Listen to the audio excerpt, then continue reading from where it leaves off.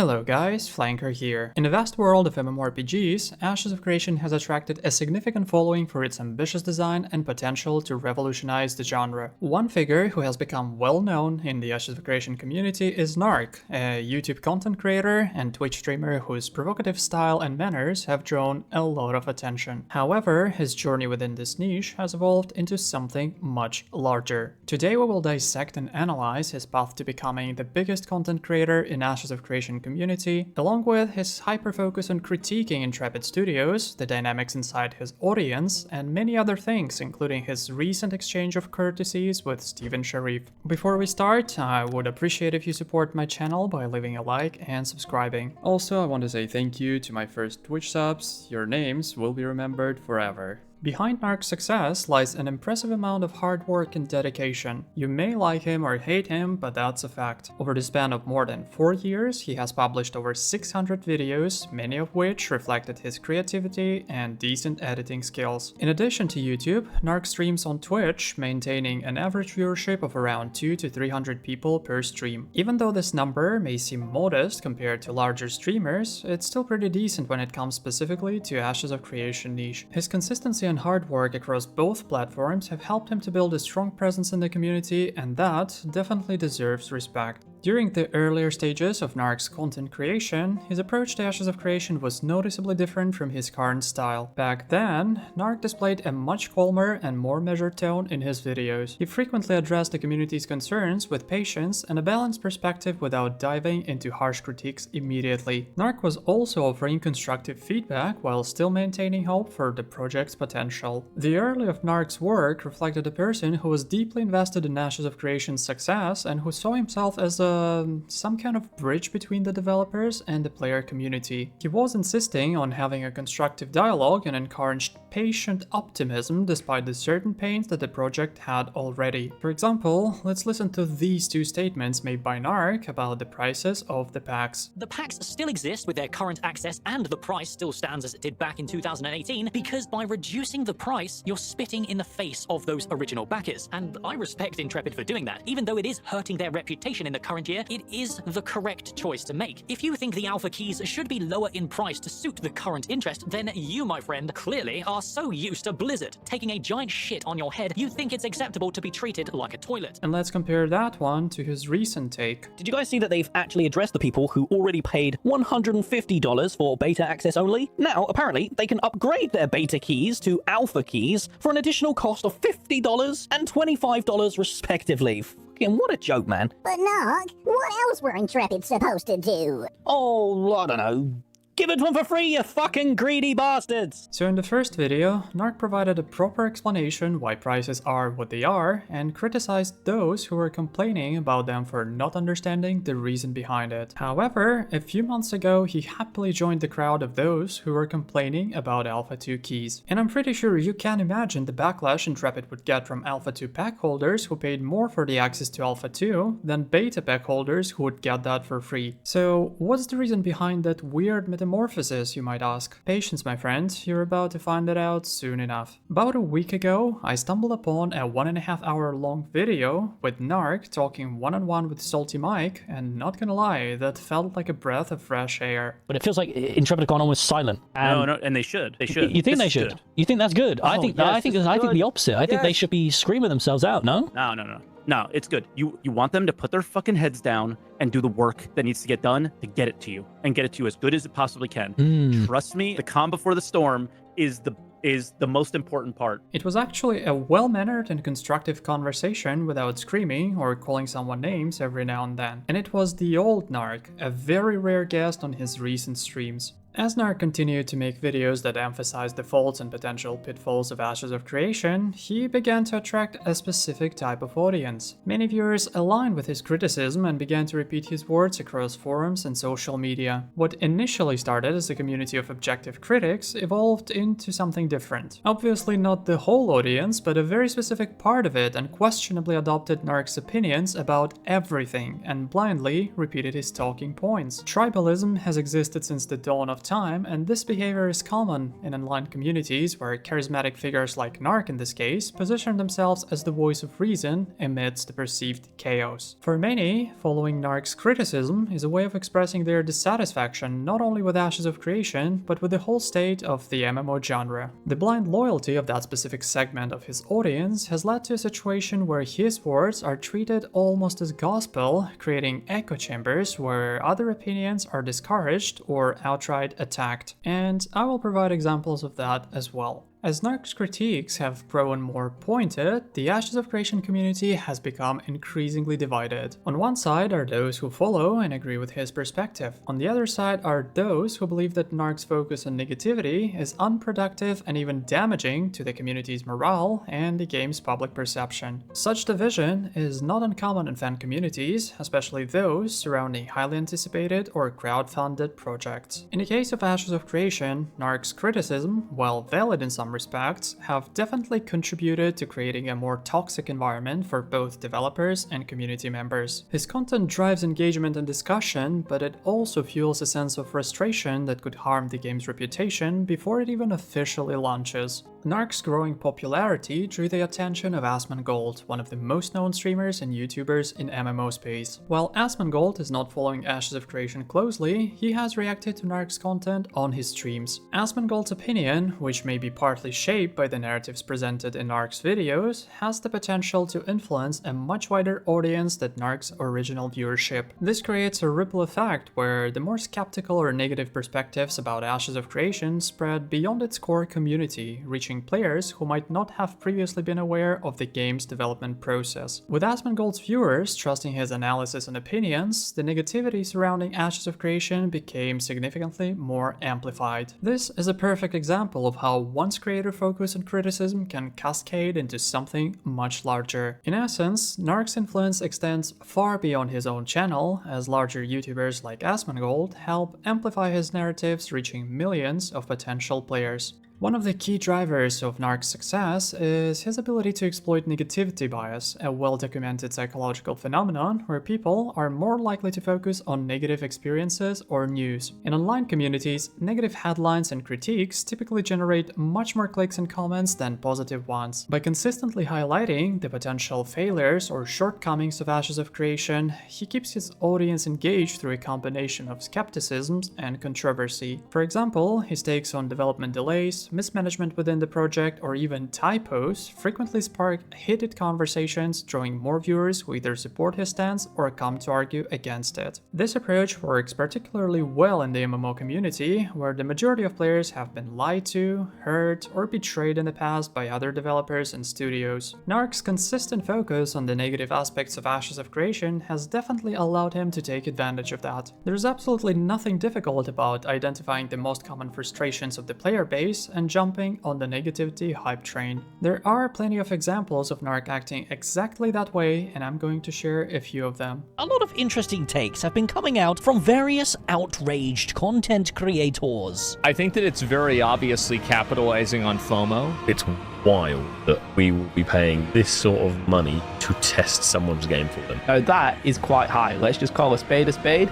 It's quite a lot just for an Alpha 2. I've never seen a testing period phase sale as bad as this. Never. Interesting takes, guys, but allow me to introduce you to 7 months ago, when the prices for these keys were actually pushed with a bunch of vaporware FOMO cosmetics for $250, and nobody bats an eyelid. FOMO, for those of you who don't know, means fear of missing out, a very common and exploitative tactic used by the gaming industry and real-life retailers alike. It preys on natural human psychology to create false scarcity that drives you to make a purchase you might not have made for fear of, yes, you've guessed it, missing out on exclusive items. So, the skins in the packs are FOMO, right? I appreciate the free psychology lecture, but which psychological phenomenon explains this? These cosmetics offered by Intrepid are not FOMO. They truly are exclusive NPC armor sets and pieces, and they only exist on the enemy or friendly factions in-game. Then the question arises, why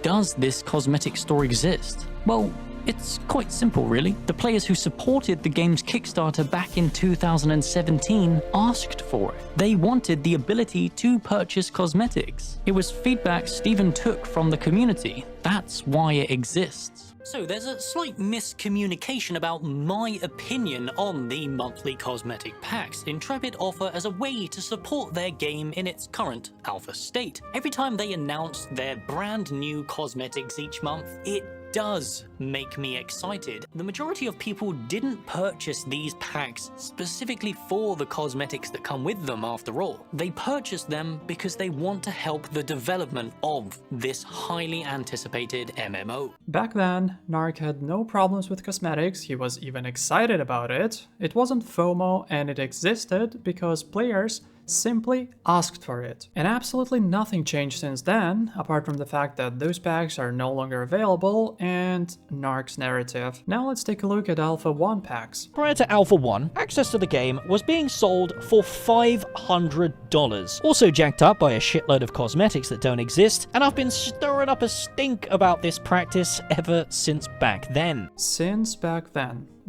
Okay. So why is the alpha $500 then? Who in their right mind thinks that's a good idea? From an outside perspective, it just looks like another one of them Kickstarter scam MMOs, right? Wrong.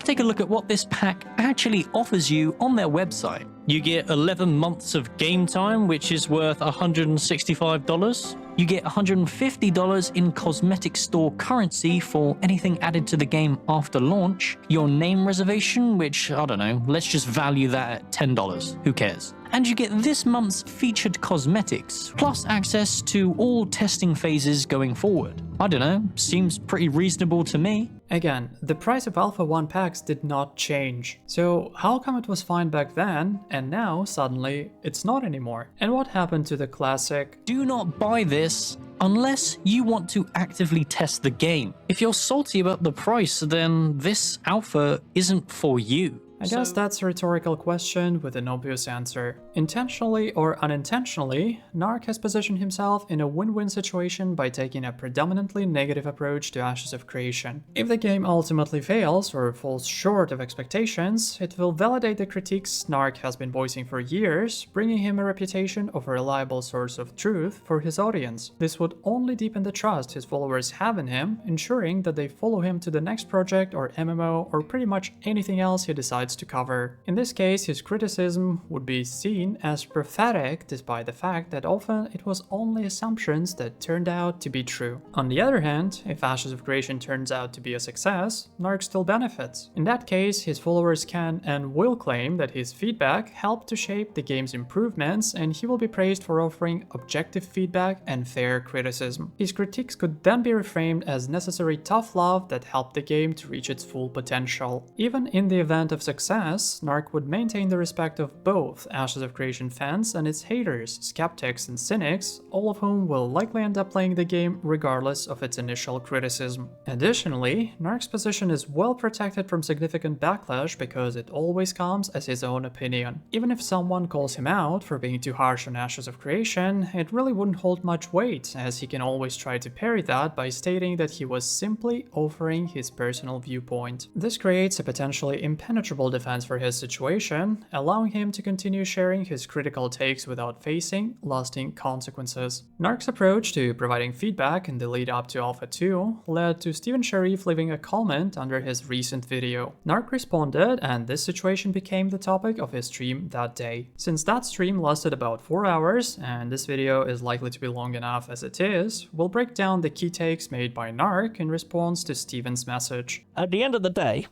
me and Steven's goals are the same. I want the game to succeed. Steven obviously wants the game to succeed. We're on the same path. We're just on different tracks, right? Steven's on the track where he's actually trying to make the game, and I'm on the track where my goal is to entertain a bunch of people and make fun of the game. Despite the fact that you definitely shouldn't take these words in a literal sense, they are still not that far from the actual truth, and we'll talk about that shortly.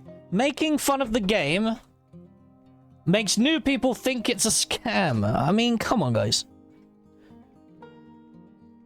I just don't think, like, that's a very healthy way of thinking. It is very convenient for you to not consider it a healthy way of thinking, but you are definitely smart enough to understand what has been said to you. And if, for whatever reason, it is not obvious, then I, as someone who knows a little bit of psychology, will provide a clarification. After all, you had your lecture about FOMO, right? So it's time to return the favor. The reality is that you are the largest content creator in the Ashes of Creation community, so the titles and thumbnails of your videos is something that a new person sees when they type Ashes of Creation in the YouTube search bar. So what do you think happens when your video is the first piece of information that a new person consumes? Something that behavioral scientists call the first impression bias. You see, the research of this phenomenon shows that humans are limited in their information processing abilities and will often rely and place much more weight on the first piece of information they receive. Furthermore, the natural consequence of the first impression bias is the development of confirmation bias, where people seek out the information that confirms their pre-existing beliefs and disregard information that conflicts with their beliefs. Feel free to do whatever you want with this information, but this is the way it works.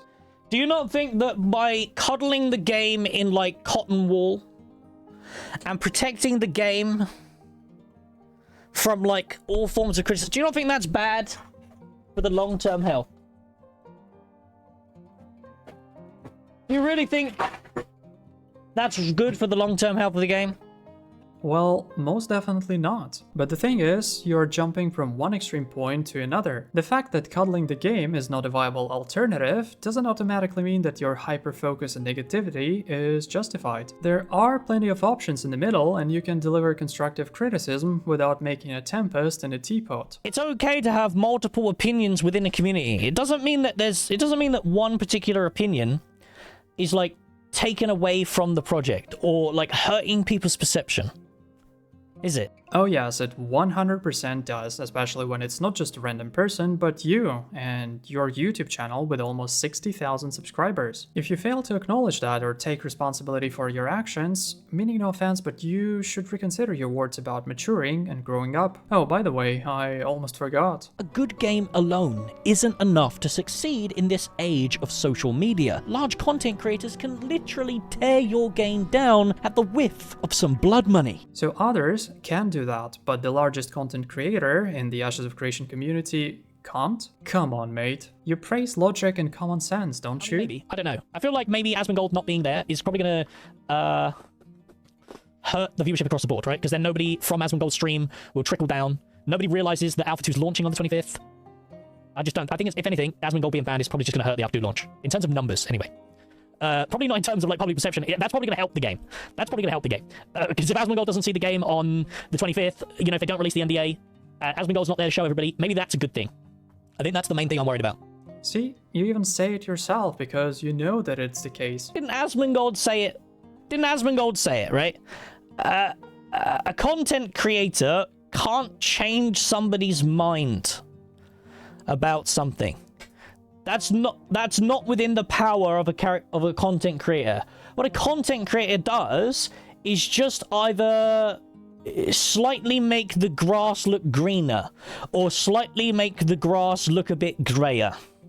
In this case, you appeal to authority, which is another logical fallacy that you use knowingly or unknowingly while attempting to prove your point to your audience and downplay the consequences of your negativity. Basically, you're trying to convince your audience that your point is correct simply because an authority figure said so. And we all know that Asmongold can't make a mistake, right? Oh wait. Anyway, let's assume for a moment that we could use that as a valid argument. So something happened recently where some of the content creators of the game have kind of turned on it and are rage baiting. And I don't understand the reasoning for that. Because as someone who's been through the development process, they're doing everything correctly. And that's rare to see. And to see that a bunch of people are trying to, like, rage bait to get views out of it is just dog shit. Like, no. They're communicating with their players. They're posing realistic goals. They're saying everything that needs to go on. And people are still mad about it. Like, why? Like, this is exactly what you should be doing to create a proper conversation between your players and you. What's wrong with that? Nothing. Nothing at all. So, Yeah. whose opinion would be more valid in this case? An opinion of someone who is an MMO player and has a large audience, or someone who is an MMO player, has a large audience, and also a game developer in a second generation with more than 15 years of experience in the industry? I'm overestimating people, I think, but that's not my problem, is it? Yeah, overestimating people isn't my problem. Okay, I'm just a person, right? I'm not a special guy who's got special knowledge. I'm a guy who covers a game that doesn't exist. That's not my problem, bro. In this part, you are trying to relieve yourself from the responsibility for the consequences of your actions. You claim that you care a lot about Ashes of Creation, but out of all possible options, do you genuinely believe that the approach you took is the best and the most rational one? And the thing is, it doesn't even matter what you would answer, because it's pretty obvious to anyone who is familiar with the term critical thinking, what are you doing and why are you doing it? Into passion, and to anyone else who shares in the feeling of your despair over the development of Ashes. It's healthier to take a break and check in closer to launch. We will continue to work on bringing Ashes to life. When the game is ready to launch, you can come back and check it out. TLDR, open development isn't for you. And he likes to use that little term there. He likes to say, anyone who disagrees with anything that they do, they like to use the comment, open development isn't for you. Which I think is really bad for the project, in my opinion. What you're doing here is using a strawman fallacy, which is basically arguing with a point they never made, but you did by twisting and misrepresenting the context. They said in the past that open development is not for everyone, which is true. However, I don't recall them ever using this phrase in response to feedback for the sole reason that person disagreed with them. I would have insulted Steven. I think that's the funny part though, right? Because I feel like I was way harsher back in the day, wasn't I? I felt like I was way harsher on the game. Like back in 2022, like every single video I'd be like, yeah, this game's a scam, bro. Nope, that is not true. Earlier in this video, we've seen you communicating with your viewers in a much calmer and cool-headed manner. And there is a reason why some people in the comments are asking the old Narc to return. Because you've got to realize that people are more incentivized to say something negative than they are to say something positive. That's just a straight up fact. People are more incentivized to react to something negatively than they are to react to something positively. Because when something's positive and they acknowledge it and it's okay, then they just like click off the video, right? They watch the video and then they click off the video and then they move on with their lives. Correct. That's exactly what I mentioned earlier. Steven's opinions on me is that I've fallen off. And yo, hey, I'm not gonna deny that. I probably have fallen off. That's not what Steven said about you, that's what he said about other content creators that are no longer around. Obviously, you can make whatever interpretations you want, but what you said is not the accurate representation of his words. Speaking of falling off, I don't think you actually did. Your hyperfocus and negativity, coupled with most likely a little bit of frustration, just played a cruel joke with you, but that's not irreversible. But who's not gonna fall off? Ah, yes, another copium. When they're making content for a game that doesn't exist for 4 years, right? Who's not going to fall off in that situation? I think it's pretty normal, right? We're just a bit, burnt out. We're waiting, right? We're fucking waiting, bro. True, and this is the reason why I personally started making videos actively after the Alpha 2 date has been announced. You say this. Just my honest opinion. Is this not what the videos are currently? I'm just trying to be honest to people. I'm trying to be honest. Because the game is in a really bad state. Would you guys prefer it if I lied to you every single video and I read the wiki out to you? And I said the wiki claims that the freehold, there's going to be thousands of freeholds. And there's going to be up to 2,000 freehold spaces for 2,000 people on the server of 10,000 people. Right? Would you prefer if I just said that? What you do here is create a false dichotomy, which is, surprise, another fallacy. You falsely frame the situation this way, as if it only had 2 options available, despite the fact that many other options exist as well. You did it multiple times throughout the stream, and when I pointed it out, you simply ignored it. The cult side of the Ashes of Creation community absolutely hate me. But they hate me because I bring up the things that nobody wants to talk about, right?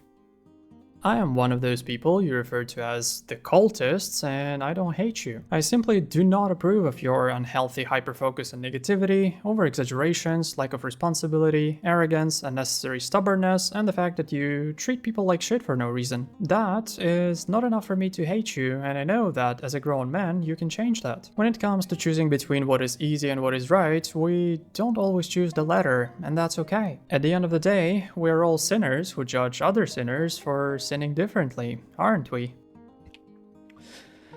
Bring out some decent points. Was it framing? Yeah, a lot of people say it's about, like, the way that I'm framing it. And yeah, I guess I acknowledge it, right? Yeah, I acknowledge that the framing is, like, maybe not what people want to hear, right? They don't want to hear this. They want posy vibes. People want posy vibes. Let's have some posy vibes, right?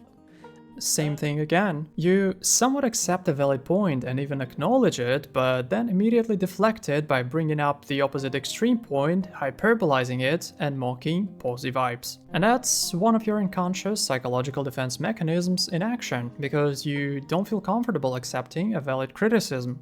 That's like the intent of, like, me bringing this stuff up. It's not to, like, deliberately ruin the project's reputation.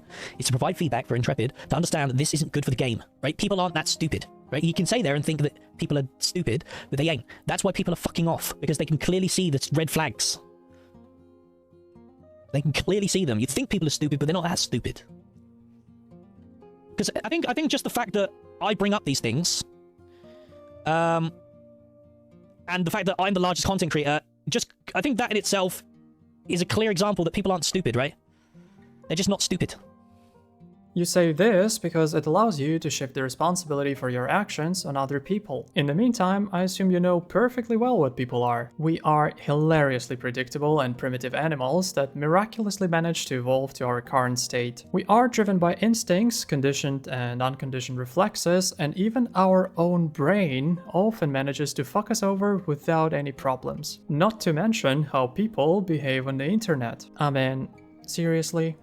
What was fake? Flanker. The character creator, it's not real. The character creator is fake. The freehold system, it's not real. It was fake.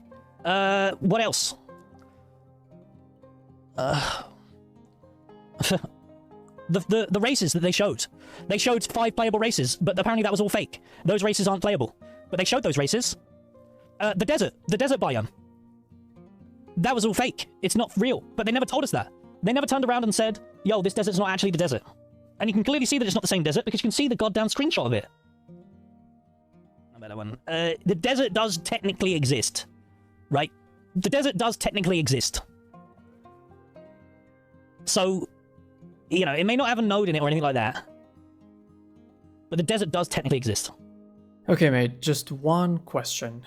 Who the fuck cares? Think about it this way. If Ashes of Creation dies before launch, those concerns are pointless. And if Ashes of Creation survives, it will launch with desert biome, freehold, races, and everything else that presumably bothers you right now. All we need to do now is just sit on our asses for another week and then help with bugs and feedback when Alpha 2 begins. Simple as that. While some of those speculations may be true, milling the wind serves no purpose apart from making rage-baiting videos. The vast majority of things that people imagine in their heads and worry about never actually come true. Remember how you were complaining on the stream about the lack of guards in the starting area? And now the starting area ended up having a PvP suppression zone, so why bother? And actually, you know what? If you were a bit calmer, I believe it wouldn't be hard for you, as the biggest content creator in the community, to have direct and persistent content with Steven. Instead of guessing whether the desert is real or not, you could simply get in touch with him and ask, like, hey man, listen, I've noticed this, this, and this. Could you please clarify what's going on? Because if I noticed it, others might have too. So for the sake of clear communication and to avoid any potential concerns, I would like to get an answer so that I could share it with my beloved audience. Boom, done. That is how adults should handle things, not through constant cursing, swearing, rage baiting, or wearing underwear with someone's face printed on it. And yeah, I don't think I got wrecked, bro. I don't think I got wrecked. I think he's got very reasonable points, and my response is also a very reasonable response. I am not going to assume yes or no, but Steven's comment most definitely was a cold shower for you. It's very easy to notice by comparing your behavior during this stream and other streams. Your body language, manner of speech, visible anxiety, seeking validation from your audience, awkward attempts to deny responsibility, and certain other unconscious behavior patterns are clear indicators that you felt at least very uncomfortable. Remember I said that we are simple and predictable creatures? Yeah, the comments. Well, I feel like the comments. I feel like the comments are. Yeah, it's just the same comments as always, right? People want to cope, right? My cam's in the way. Oh yeah, true. How's that? Better? Whoa, whoa! Here's another psychological defense mechanism in action. You immediately deflect an unpleasant topic about the comments by putting a label on people and saying that they are just coping. And then you overreact to the tab accidentally expanding, unconsciously trying to switch the topic. In reality, there is a decent number of comments that call you out for your negativity and ask you to relax a little bit. You clearly don't mind providing the feedback about Ashes and expect them to accept it, but are you capable of handling constructive criticism yourself? People here, oh yeah, true. Yeah, you're not wrong, Praetorex. Yeah, like we're sitting here arguing whether the desert exists or not, but the Riverlands isn't even finished, guys. So why would the desert exist?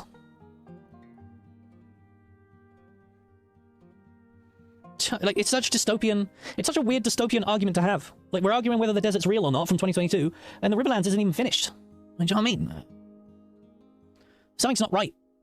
There is no point in arguing about Riverlands or desert. Steven and Bill together addressed the question about the biomes during the latest livestream. How do you plan to feasibly deliver the other biomes before launch? We first saw the Riverlands in May 2022, and when Alpha 2 starts in October, it will be the only biome properly in the game, as Desert and Tropics do not have any nodes planned for Phase 1. You have said in the past that it gets quicker to create biomes as you go on, but even the Phase 3 slide only had 5 of the 20 planned zones. So kind of walk us through maybe the process for that. Yeah, I think, I think when we talk about development and we talk about what pre-production and production means, right, as you kind of prepare the tools and define the needs and what goes into creating a biome, the Riverlands is very much the Alpha 2 kind of test bed of what it took to stand up our node tool, our pop tool, all the services associated with those things that developers become familiar with as they're generating content to put into the game.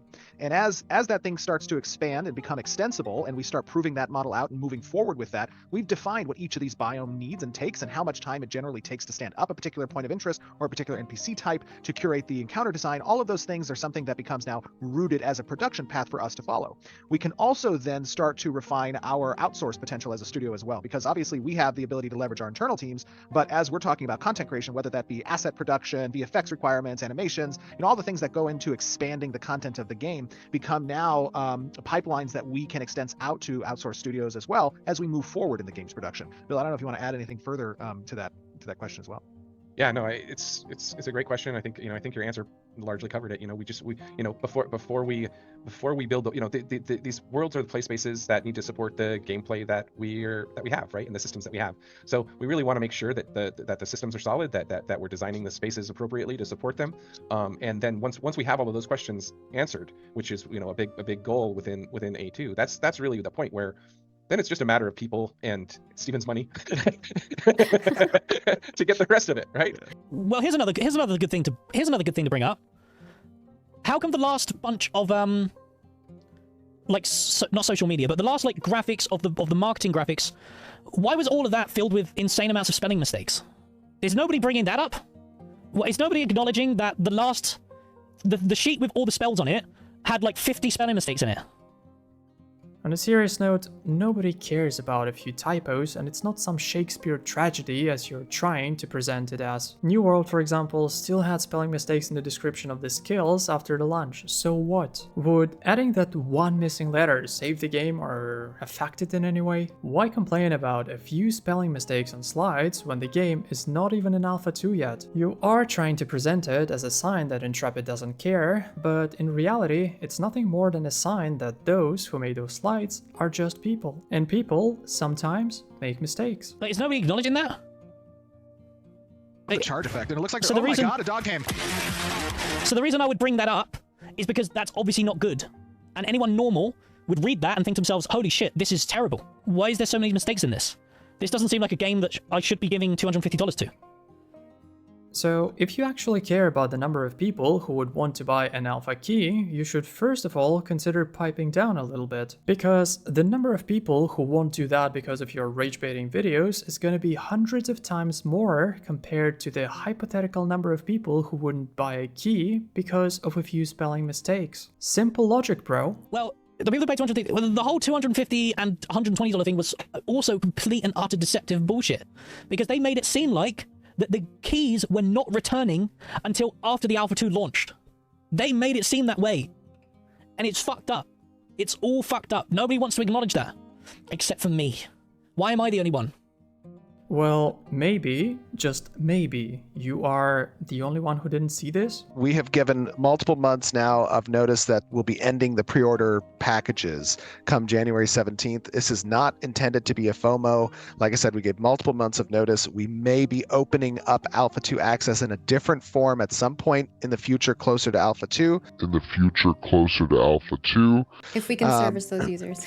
Correct, and that's dependent on internal testing. It's dependent on the external testing that we're doing as well. I am not a native English speaker, so please correct me if I'm wrong, but something tells me that at some point in the future, closer to Alpha 2 means before Alpha 2, and there is no room for any other possible interpretations. Or is there actually something that I do not understand here? Like, I wish I could nail this down to Steven.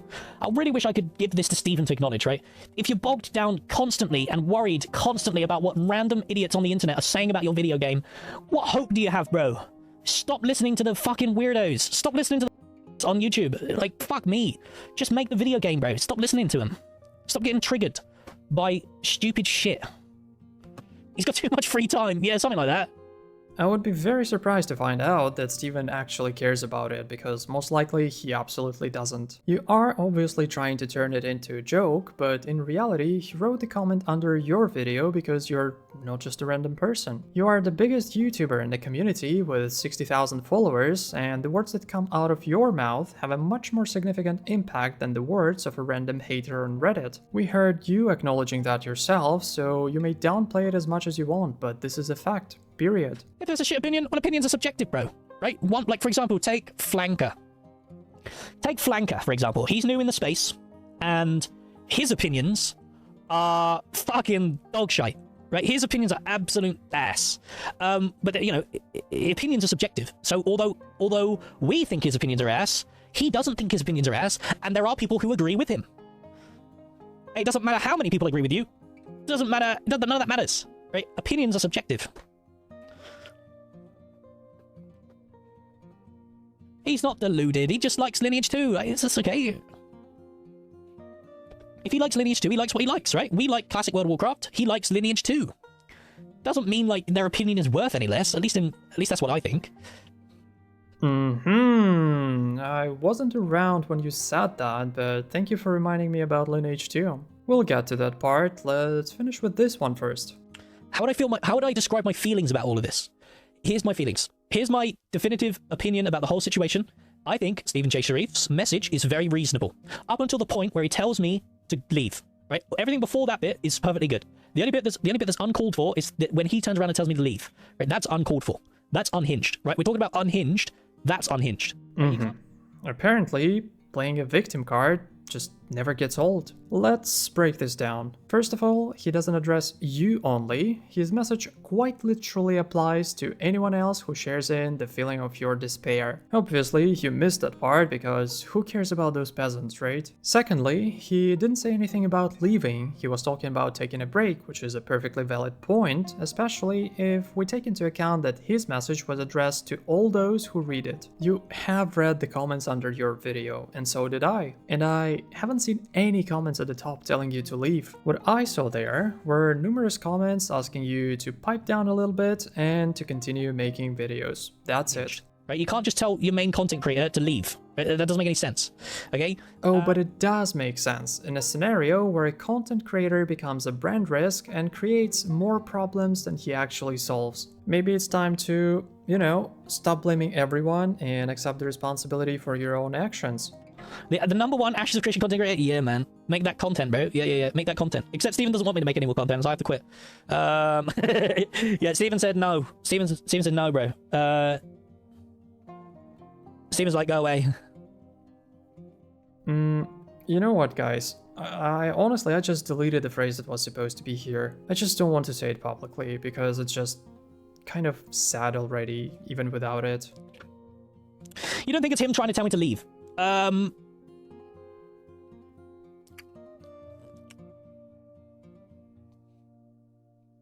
Okay, I'll say this then, Adam.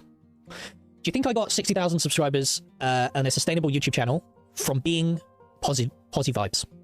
You got 60k subscribers primarily for 3 reasons. First one is 4 years of hard work, which is definitely worth respect. Second one is Asmongold reacting to your videos. And the third one is rage baiting and exploiting the negativity bias. That's about it.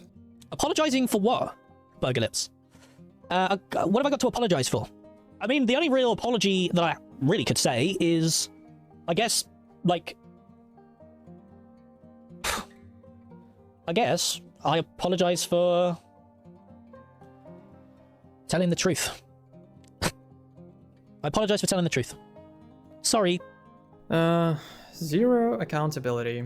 Understandable, no comments. The way that I deliver... Yeah, that's a lot of people saying that. It's the way that I deliver my criticism. So, like, how would I improve that? How would I improve the delivery of my criticism? Let's have a think. Would you like me to read the wiki? And then tell you what the wiki says based off of a comment that was in a Q&A in 2017. Would you like me to do that? Would my delivery exist? Would my delivery exist then? My proper delivery? I could just read the wiki, bro. Do you want me to read the wiki? Once again, false dichotomy. Seen that before. Next. Flanker, mate. Did you just message something? I saw your dog shit name. It's gone. Whatever you said, it was probably dog shit. What did you say? What did Flanker say? Did Flanker say something again? He said some dog shit again. He at me and said some stupid shit. Have you guys ever met another content creator who's like as weirdly aggressive as Flanker? I think you are probably the most aggressive content creator we've had. You're in all the chats, and you're always atting people, and you're always trying to like defend shit. Yeah, it's weird. Yeah, it's very strange, Flanker. You're in all the chats, and you're always defending the game in everything, right? All I can say is that I know how to stand my ground, how to handle meaningful or even not so meaningful conversation, and just so happens that I do not tolerate bullshit. And if that is now considered as being aggressive, well, fine, so be it. I don't mind it at all. And even when shit hits the fan, I always remain calm, and I don't need to seek validation in my private echo chamber. That's it. Yeah, the stream's still funny, so maybe that's all it is, right? Maybe the focus, right? Maybe I've just become a streamer now. Maybe I've just become a streamer now. I'm no longer a YouTuber. I'm a streamer. And maybe that's why the videos are vibe off, maybe. Because I've lost the YouTube mojo. You're actually not wrong about the streams in general, but the reason is a little bit different. You see, there are two primary archetypes when it comes to streaming. The first one represents a person who does his own thing, and by doing that, he attracts the audience. The second one, upon gaining the initial audience, becomes a person who is catering and serving it. TLDR, either you build an audience or the audience builds you. In your particular case, you apparently started as the first archetype, but with the course of the time, you evolved into the second one. Taking into account the nature of your content, you attracted a very specific segment of audience, putting it mildly. A quick disclaimer now. If you're someone from the Narc's audience and you are wondering whether I'm talking about you specifically, here's what you need to do. Scroll down to the comment section and look for the venom spit by those honorable representatives of the aggressive Twitch fauna. If that venom has a nice smell, well, go on, do your thing, and thank you for free engagement. If it's not the case, then don't worry, you may just keep watching. Anyway, the point that I'm trying to make is that there's a reason why you get comments like this one. God damn, these takes and Twitch chat is full of fucking morons, lol.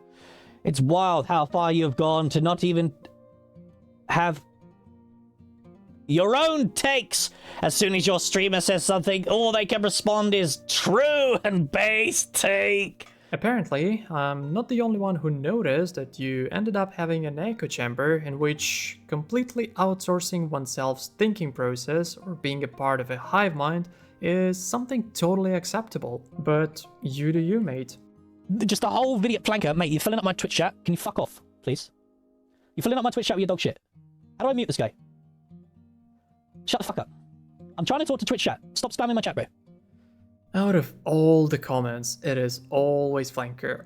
Don't worry, Steven is apparently really doesn't like it when you criticize his game. And I'm gonna be honest. When the CEO of an open development project react to very valid criticism in this way, that's really unfortunate. And I hope this isn't a sign of things to come. It is not a sign of anything. It is just Steven asking you to stop rage baiting and pretending that you care about the game. Which you obviously do, but not as much as about views and clicks, while also failing to admit the responsibility for your own actions. Yeah, and Flanker has got fucking Lineage 2 brain rot.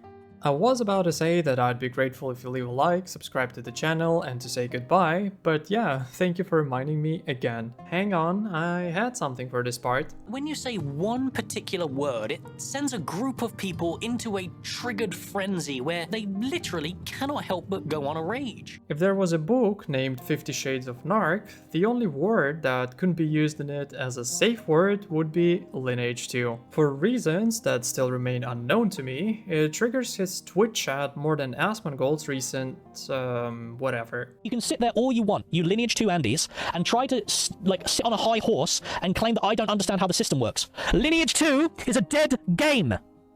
Because their karma system doesn't work. Do you understand that? You can sit there and tell me that I don't understand the system because I didn't play Lineage 2 all you want, but Lineage 2 is dead. What are you talking about?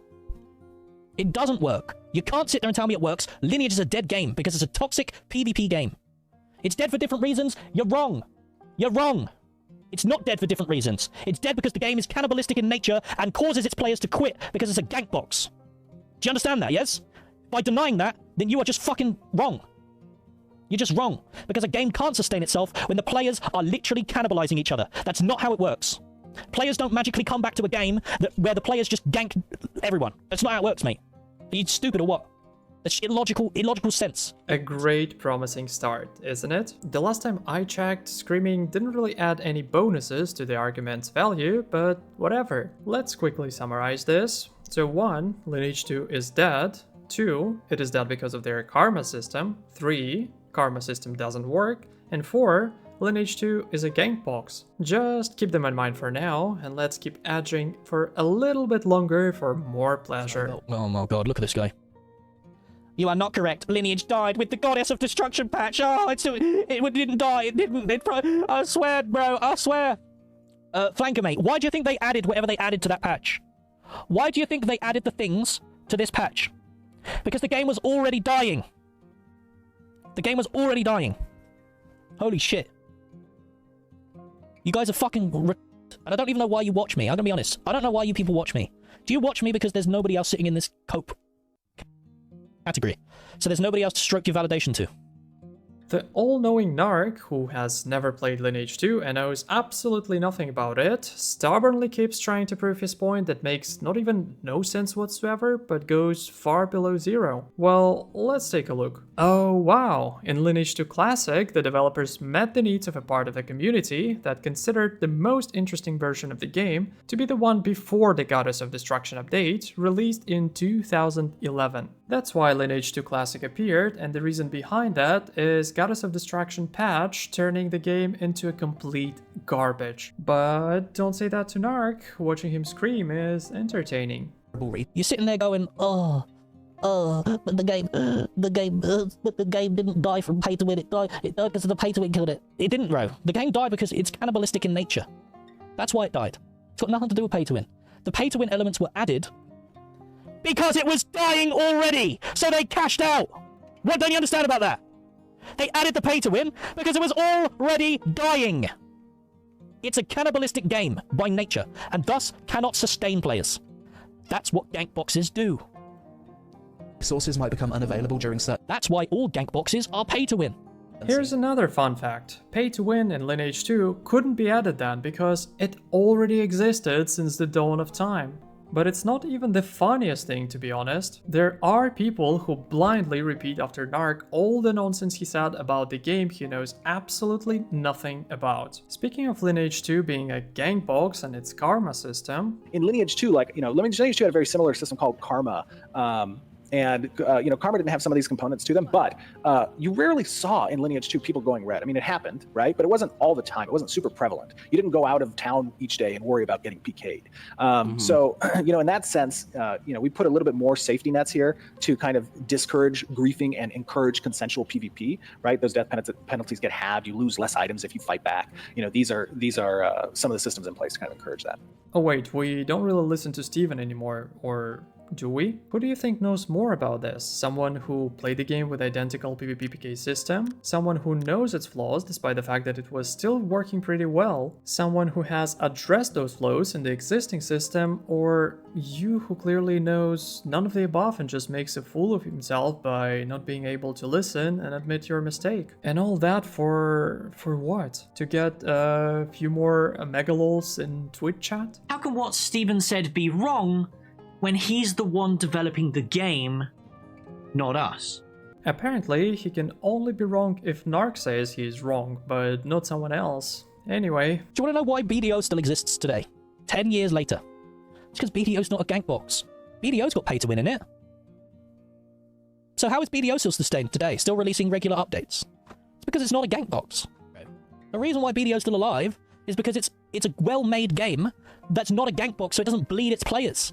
Okay, so BDO is alive, and by alive, I suppose you mean that it's not dead. The 24-hour peak is around 11k CCU, and throughout the year, there was an average around 25k, which is not bad at all. Now let's take a look at the official Lineage 2 servers in EU and RU regions combined. Apparently, it had a bit more than 40k CCU back in April 2010, and now this number is still around 40k. And remember, that is only official servers in 2 regions, and there are more. It's also important to keep in mind that the majority of Lineage 2 players play on private servers for the reason we mentioned earlier. Here is the server cluster where I personally played, and it actually had its 19th birthday just recently. And look, it has more players than the whole BDO. And it is only one server cluster out of approximately 2 dozens in one region out of several regions. So how come BDO is alive but Lineage 2 is dead when it has more players and it managed to sustain its core audience? I guess it's another rhetorical question with a very obvious and unfortunate answer. Hive mind? What are you talking about, hive mind?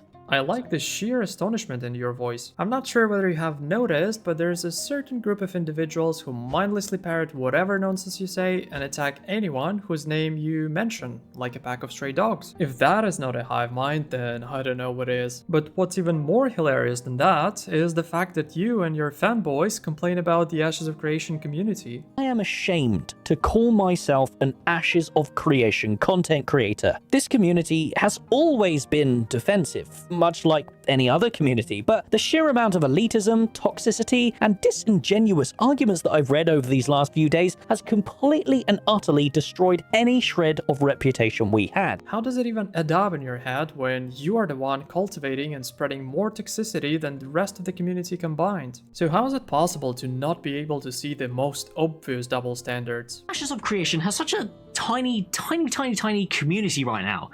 We've had tastes of the spotlight, very short glimpses of it, and if we're going to succeed, we need to stick together as a community who works as a unit.